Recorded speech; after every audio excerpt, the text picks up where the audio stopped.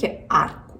Arco é o processo de mudança do começo até o fim da sua história. De acordo com Aristóteles, lá na Grécia clássica, Aristóteles foi um filósofo da Grécia clássica, aluno do Platão, professor do Alexandre o Grande, escreveu sobre aproximadamente 1 zilhão de assuntos como retórica, filosofia, política, matemática, biologia e teatro. Um dos elementos que o Aristo levantou mais de 2.300 anos atrás e que a gente usa até hoje é a unidade de ação. Unidade de ação, nas palavras do Aristo, aqui traduzido pelo Eudoro de Souza, pressupõe que todos os acontecimentos devem suceder em conexão, tal que uma vez suprimido ou deslocado, um deles também se confunda ou mude a ordem do todo, ou seja, se você tira um evento da sua história, a sua história cai inteira. Quer dizer que tudo que acontece em uma história está em função dessa história. Hoje em dia, a gente sabe que existem outros tipos de narrativa que não funcionam necessariamente assim, mas a gente está falando desse tipo de narrativa agora. Se a unidade de ação é esse fio condutor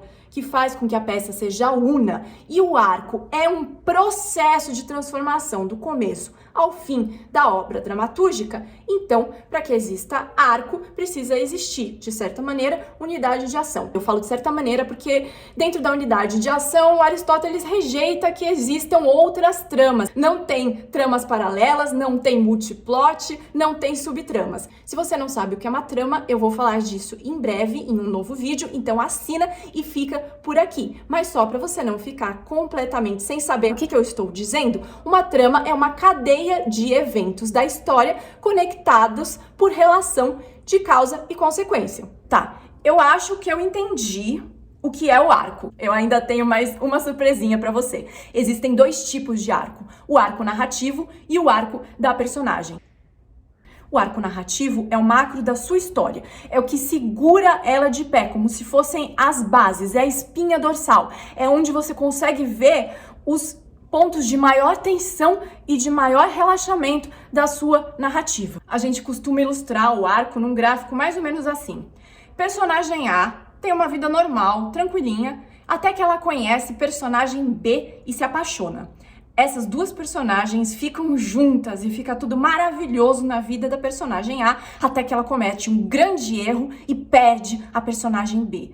Ela tenta recuperar a personagem B e o amor da personagem B e ela só comete um erro atrás do outro até que ela cai no fundo do poço, uma crise terrível, e a gente não sabe como ela vai sair dessa crise, mas ela aprende alguma coisa com essa crise, ela tem uma ideia e essa ideia vai ser a nova tentativa dela, a última chance que ela tem de recuperar a personagem B, e ela tenta e ela consegue.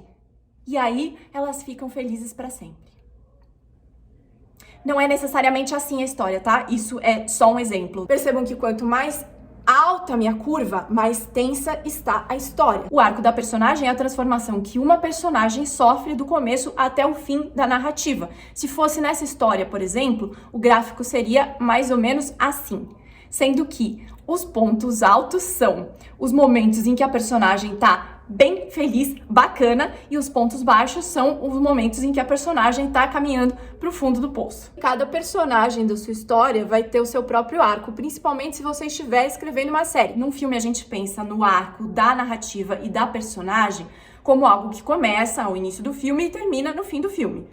Numa série, a gente pensa no arco de cada episódio e a gente entende cada episódio como um bloquinho constituinte do arco de uma temporada. E depois a gente pensa na temporada como um bloquinho constituinte do arco da série como um todo. Se vocês quiserem ver um exemplo disso detalhado, em www.stephaniedegreas.com/sala de estudos tem um texto chamado Quebrando Arcos, Breaking Bad, em que eu analiso os eventos principais de cada episódio e cada episódio como parte constituinte do arco dessa primeira temporada. Tá, mas pra que eu vou usar esse negócio de arco na minha vida de roteirista? Pra não sair escrevendo loucamente e se perder no meio do processo. Tem gente que não usa, não se perde e escreve lindamente. Eu recomendo, ao menos, tentar. Lembrando que em arte não tem nenhuma regra escrita em pedra, pelo menos hoje em dia. Se você se interessa por roteiro, segue o canal que eu vou deixar mais vídeos sobre o assunto. Além disso, eu tô deixando também aqui na descrição um link pro meu site, onde eu publico textos sobre roteiros, séries, filmes, tudo relacionado a esse universo. Até mais!